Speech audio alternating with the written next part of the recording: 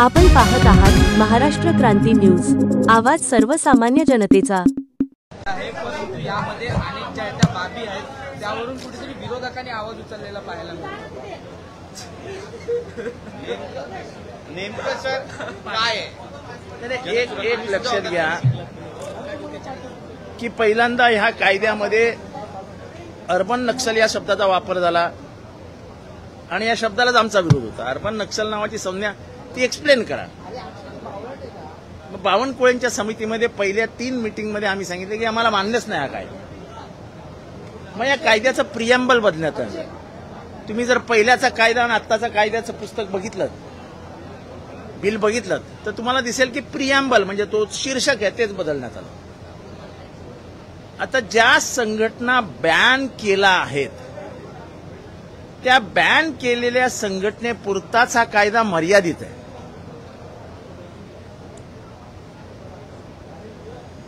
आता आपण एखाद्या इंडिव्हिज्युअलचं उदाहरण घेऊ। स्टँडअप कॉमेडियनच्या मागे लागणं, त्याला हा कायदा लागू होणार नाही। ते करताना हे राज्य सरकार पोलिसी राज्यासारखं वागतं। BNS म्हणजे ज्याला आपण पूर्वी 307, 302चं BNS झालं, काय ते भारतीय न्याय संहिता वगैरे जे काय केली त्यांनी, त्याच्या माध्यमातनं तोडून मोडून पोलिसांचा वापर करून ताब्यात घेतात। आता लोक म्हणतील की हा कायदा त्यांना कधीही लागू होणार नाही। हा कायदा is limited to extremist organizations, left extremist organizations। हा आपल्या देशातलं पहिलं राज्य एक आहे। तर आतापर्यंत 4 राज्यांनी हा कायदा पारित केला आहे। आम्ही त्या समितीमध्ये होतो। नक्षलिझम संपला पाहिजे हा भारतातील तमाम संविधान प्रेमींचा विचार आहे। शस्त्रांचा वापर करून उठाव करणे आणि शस्त्रांचा वापर करून संविधान उडवून लावणे हे मला मान्य नाही। इथली प्रस्थापित लोकशाही आणि इथलं प्रस्थापित संसद ही प्रक्रियाच आम्हाला मान्य नाही असं जर कोणी म्हणणार असेल तर ते आम्हाला मान्य नाही।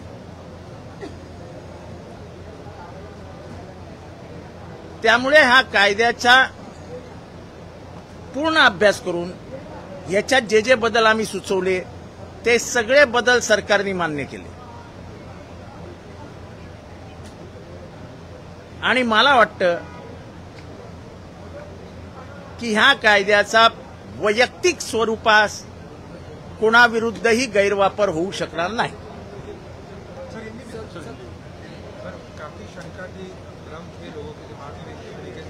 देखो, हमारे भी मन में शंका थी और हमारी शंका सही थी। आप देखिए, पहला जो कानून आया उसका प्रिएम्बल वेग था, ऑर्गेनाइजेशंस एंड इंडिविजुअल्स था, उसको कोई विचारधारा से जोड़ा नहीं गया था। पर अभी उन्होंने कहा है कि लेफ्ट एक्सट्रीमिस्ट ऑर्गेनाइजेशन हमारे देश में वेस्ट बंगाल में भी लेफ्ट एक्सट्रीमिस्ट ऑर्गेनाइजेशंस के ऊपर बैन है, केरला में बैन है, झारखंड में बैन है, ओडिशा में बैन है। ऐसे बैन किए हुए संगठन से संपर्क रखना, उनका सदस्य होना, उनके लिए ये कानून लागू है और किसी को भी इस कानून के दायरे में नहीं लिया जा सकता है। कोई इंडिविजुअल अगर सरकार के खिलाफ बात करता है तो उसको इस कानून के दायरे में ये सरकार नहीं ले सकती है। ये सरकार भारतीय न्याय संहिता का उपयोग करके उसको तोड़ मरोड़ के लोगों को हरास कर रही है। वो पॉलिसी राज है। हम तो कहते ही हैं कि ये सरकार फैसिस्ट है, हम किधर रुकते हैं? अगर ये गुनाह है और इस कानून के दायरे में आता है तो मैं आज कहता हूं, आज अभी इस जगह पे कि ये सरकार फैसिस्ट है, ये सरकार डकैती करती है, ये सरकार लुटारू की सरकार है, ये सरकार भ्रष्ट है। अगर ये सब इस कानून के दायरे में आने की शक्य संभावना है तो मैं आज आरोपी बन जाऊंगा।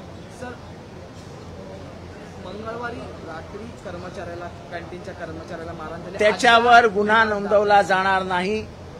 सत्तेमध्ये असलेला एकही आमदारावरती मर्डरचा गुन्हा असलेल्या माणसाला लपवतात, तर कानफडत मारलेल्या माणसावर गुन्हा घेतील। तुम्ही सावध राहा।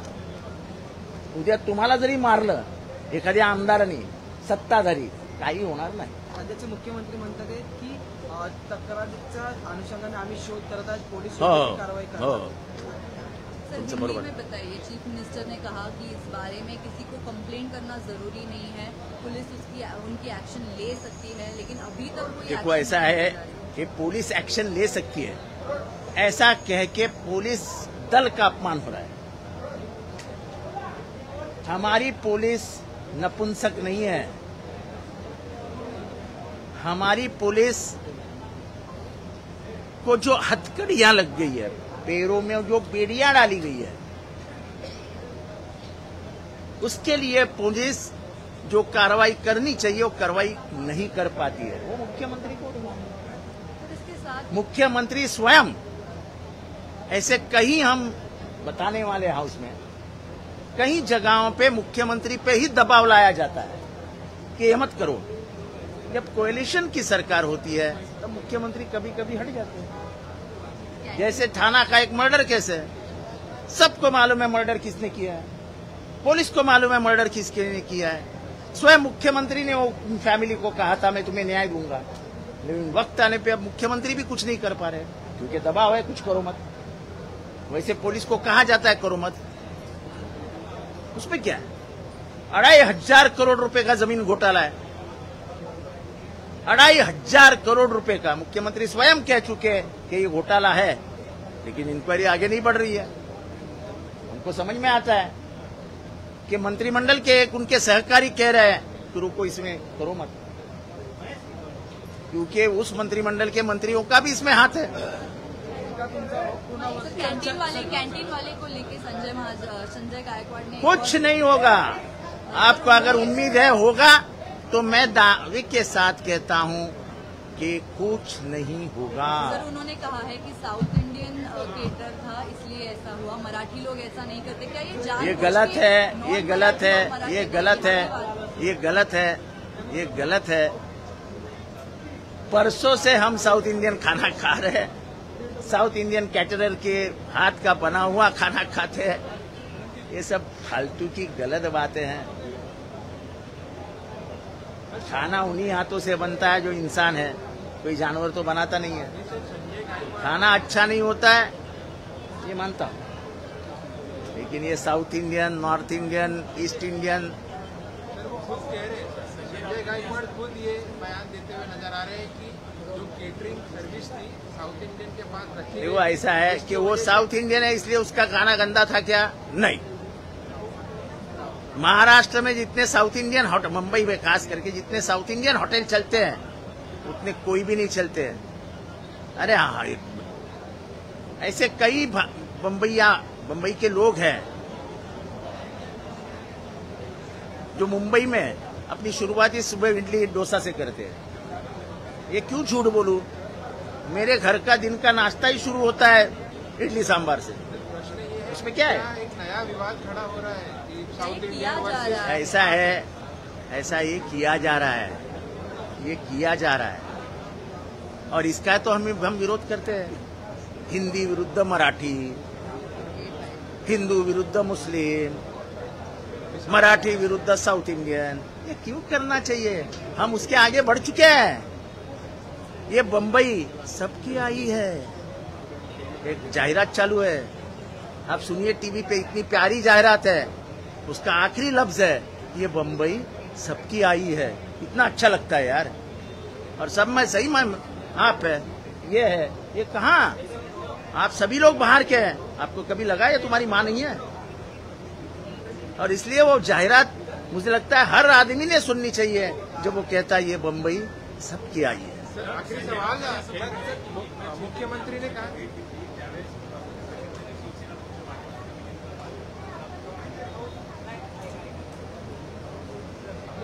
मला नाही वाटत की हे म्हणजे जे संजय राऊतांना समजतं ते समजण्या इतका माझे सोर्सेस तगडे नाही आहेत.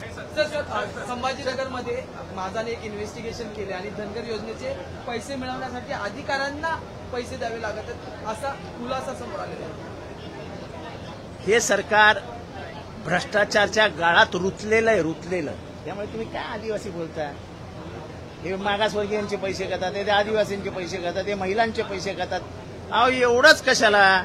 महाराष्ट्रातल्या जेवढ्या अनाथ मुलांच्या शाळा आहेत गेल्या 4 वर्ष त्या अनाथ मुलांना अनुदानच मिळालेलं नाही. ज्यांना आईबाप नाहीत त्यांच्या शाळा यांच्याकडे आईबाप म्हणून बघतात.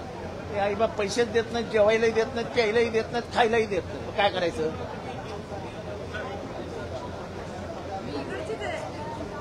मेरे को आउटसाइड मुझे वही चाहिए साउथ इंडिया मुझे पता है हमने अभी तक उसको लिया नहीं है.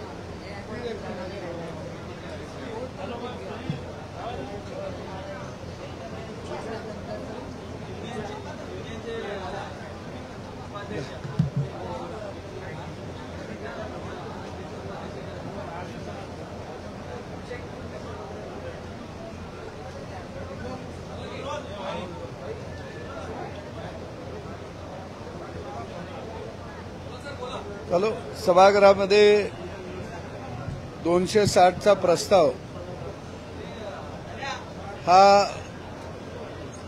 शेतकऱ्याच्या प्रश्नावरती आलेला होता आणि यामध्ये राज्यातल्या शेतकऱ्याला सुखी आणि संपन्न ठेवायचं असेल, शेतीवरची सगळी कामं मग नांगरट असेल, कोळपणी असेल, खुरपणी असेल, काढणी असेल, मळणी असेल, ही सगळी कामं रोजगार हमी योजनेमध्ये घेण्यात यावीत, जेणेकरून शेतीवरचा भार खर्चाचा कमी होईल. दुसरी मागणी या ठिकाणी सभागृहामध्ये करण्यात आली की शेतकऱ्यांची ज्यांचं पोट शेतीवरती अवलंबून आहे अशा शेतकऱ्यांची राज्यामध्ये एकदा जनगणना करा. किती कुटुंब शेतीवरती 100% अवलंबून आहेत, त्यांच्या घरामध्ये दुय्यम धंदा कोणताही नाही, त्यांच्या घरामध्ये कोण नोकर नाही, बाहेरून पैसा येत नाही, अशा कुटुंबाचा एकदा सर्वे होणं अत्यंत गरजेचं आहे की जेणेकरून त्यांना योग्य तो शेतीवर अवलंबून असणाऱ्या कुटुंबांना आपल्याला मोबदला देता येईल, शासनाच्या योजना देता येतील. तिसरी मागणी प्रामुख्यानं करण्यात आली की बळीराजाला त्याच्या लेकरा बाळाला जर आपल्याला सुखी ठेवायचं असेल तर 1 लाख रुपये पगार असणाऱ्या सगळ्या नोकरदारांनी शासकीय निमशासकीय यांनी आपल्या पगारातलं 10% शेतकरी फंडाला सरकारकडे जमा केलं पाहिजे. ते राज्यातल्या जेवढे उद्योजक आहेत त्यांनी आपल्या नफ्यातला 10% रक्कम ही शेतकरी फंडाला जमा करावी.